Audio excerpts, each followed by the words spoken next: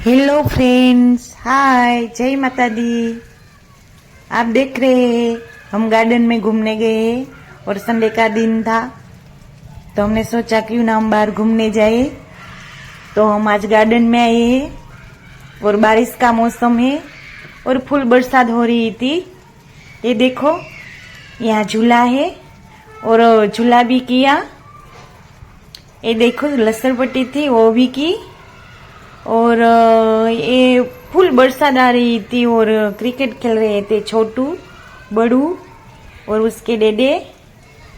और देखो, झगड़ा भी होता है खेलने के बाद, मेरी बारी मेरी बारी।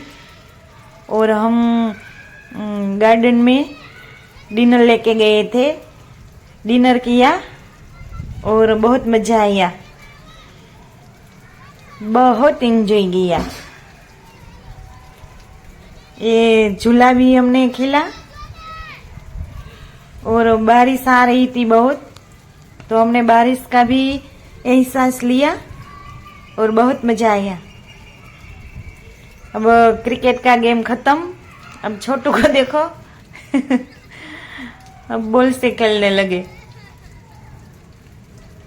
देखो झगड़ते बहुत है, मेरी बारी मेरी बारी, किसी की बारी नहीं आने दे दे।